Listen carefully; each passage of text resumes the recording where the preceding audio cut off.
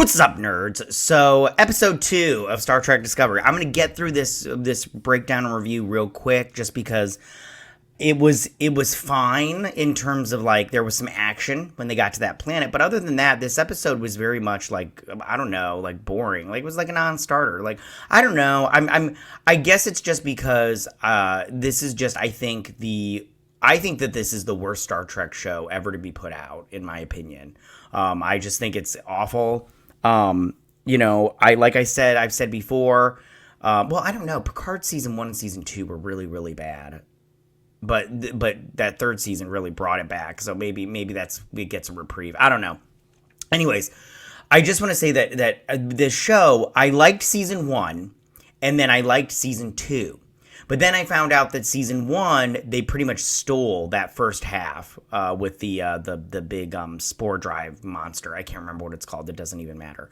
And then season 2, I found out that they pretty much copied that from a book and everything. And I'm like, Kurtzman really does not know how to write something and create something original. He just steals from other stuff. And I think the problem with this show is like, It's not that this episode took stuff from other things. I mean, because we've all seen that where the temple is alive or whatever, and it's got booby traps and everything. These just happen to be technical booby traps. It's just, it's just like every time they mention something, I'm just like, okay. I'm like, at this point, I think we're just on autopilot when we watch this show, and that I just don't care. I just don't care. So let's get through this breakdown, and then I'll meet you on the other side. Here we go. It begins with Captain Michael Burnham considering philosophical questions about the meaning of life as Discovery gets all the sand from Kumar removed. She ponders the possibility of a new purpose as the stakes of her new mission to find the progenitor's power take their toll on her. I'm like, it's just like, still we'll be cleaning out the sand from our butt crack for days, and I'm all like, okay, great, and everything. I don't know, man, I don't care about the inner workings of Michael Burnham's mind. Before they head off to find the next clue, Burnham is summoned to the tribunal for Raynor, who is called to the space cabinet due to his reckless actions. Burnham doesn't want to be a snitch, but when she is pressed on the matter, she admits she disagreed with Raynor and told him exactly that. Admiral Vance and President Relic aren't happy, and once Raynor accuses them of ignoring potential threats, his future in Starfleet is not looking too promising. So I thought this trial for Raynor was bullshit. I thought that he made the right call that last. Raynor has made the right call. It's just Burnham, like a woman, has gotten his ear, yap, yap, yap, yap, yap, yap, yap, and you're like, well, shut up, woman! I'm trying to do something here.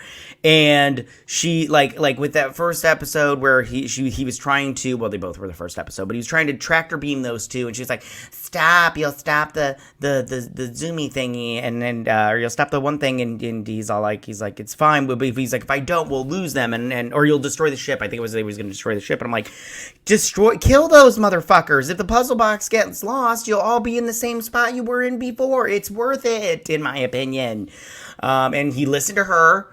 And then in that one, he was correct. The bad guys they just weren't on top of shit. And the bad guys, were like, I'm going to get away, and this is how I'm going to get away. I would have let him go into those tunnels, and then I would have just been like, we were going to get him. But he made the right call, and they know it. And then Burnham, she didn't want to be, a narc. But she was a narc. And snitches get stitches and end up in ditches because they're little bitches. And Burnham is a bitch. So, but they kicked him out. They kicked him out of Starfleet. Well, he's going to have to retire. Elsewhere, Vance checks in on Burnham to make sure Book isn't being a distraction.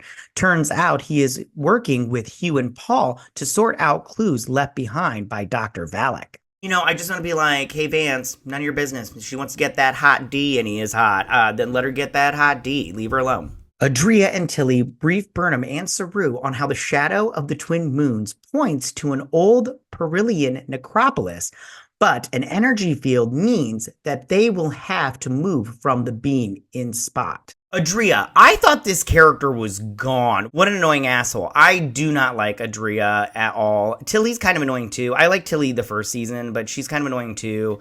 I just don't like them. But at the same time, I'd rather have Tilly than the Adria chick, because she's just obnoxious and annoying. Like, I do not like, the actor is awful, cannot act to save their life. Their face is just not pleasant to look at. Their voice annoys me. I just am not interested in this at all. But yeah. With an emotional goodbye on the horizon, Burnham and Saru acknowledge their last mission together and head to the biggest pyramid. Saru offers advice on his replacement as first officer, with the suggestion that Burnham find someone who stands their ground, not unlike Book. A spike in the EM field makes Tilly concerned, but Burnham reassures her there is nothing to worry about. But at this point, killer drones emerge from a giant collapsed four-eyed alien statue head, forcing them to run. So they get to this planet, and this is the problem with this show. Whenever there's like high stakes, whatever, you get characters that do these. I mean, granted, this is very Star Trek, so I mean, me complaining about it is just now me nitpicking at it. But they're all like, he's like, it will be sad to say goodbye, but this is my last mission, and I'm gonna miss you, Saru. And I'm like, Saru's not going anywhere. He's going to be on this show because they're not just going to get rid of the only alien character in this show, which, I mean, that's another problem. They need another alien, or at least two more. And they have that Lotus guy or whatever his name is, Linus, but he's like in the background, whatever. So the killer drones things, I kind of liked this in terms of it was very, Legends of the Hidden Temple meets, Indiana Jones, but in space.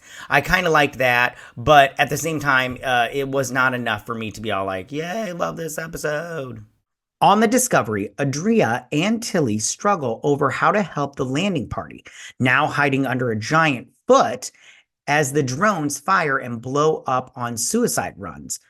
Rayner holograms himself into the situation and guides them towards a solution that factors in how the ancient Promillians would power an automated security system. So they figure out that they need to because Rayner he holograms in and he tells them, this is old tech, which for us it's new tech, but it's old tech and they just need to do an EMP.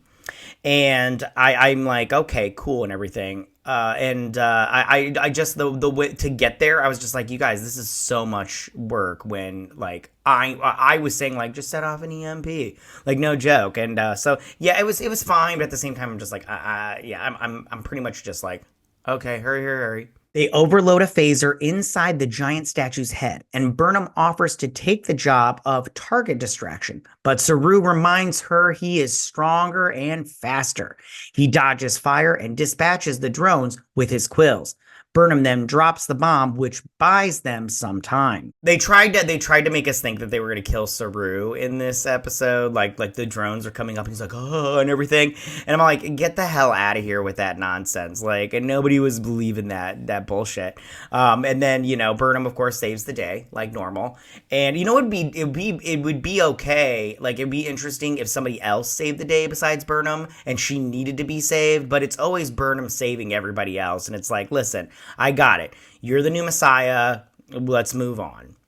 Burnham and Saru are under a ticking clock before the drones power up again as they arrive at where the clues pointed with no ancient power source to be found. Saru detects traces of writing in the form of a Romulan poem. So Burnham uses her powers to determine the existence of all four verses on the pillar. But where is the fifth? So they go to this little stone and they're trying to find out where they're trying to read first off they get there and Locke and Maul have destroyed the little poem, the little haiku, and they're reading it, but they're like, no, it has 5 lines, and they're all like, where's the 5th line? And they find the final verse under the pillar and they beam out at the second before the EMP defense field starts. So they find the 5th line, and it's underneath the statue. And I'm like, ooh, this Valak guy was really, he was crazy with his clues and everything. So, but it was just like, okay, so they found the 5th clue, and they moved it back. But Mock and Lal, or whatever their names are, Mock and Tak are gonna find it. So, because we can't have them not find it, because we need the drama. In the science lab, it turns out the thing they found matches a mysterious symbol from the diary. They now have the first of 5 pieces of a map that will lead them to the progenitors. So they're able to put it, make this little 3D map, and it's got the 5 pieces or whatnot. And for me personally, I'm just like, okay, like again, I just don't care. But at the same time, I'm like, all right, let's see where this goes. I'm not like, it hasn't piqued my interest because I'm not gonna hate watch next week episode because at this point I just don't hate it. I've just come to realize that the show is trash. But I just go, okay, let's just watch this and let's just get these 10 episodes out of the way and then we'll be done with this for the rest of our lives. Burnham checks in with Vance, who tells her the day's mission was a success. As for Rayner, he has been asked to retire. Burnham defends his action and has an idea of sorts.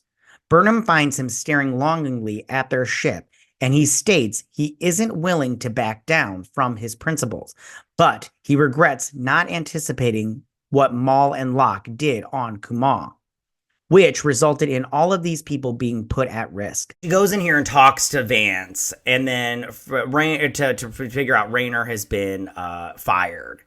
And then she goes to talk to Rayner, and he's all, upset and everything. And he's all like, oh, I don't... he's like, I have to retire. And he's like, it was a good career. And I was like, that's kind of bullshit. I'm all like, the Federation acts like they're just like, they've got ships and captains just coming out their wazoo. And really they don't. But whatever, it's fine.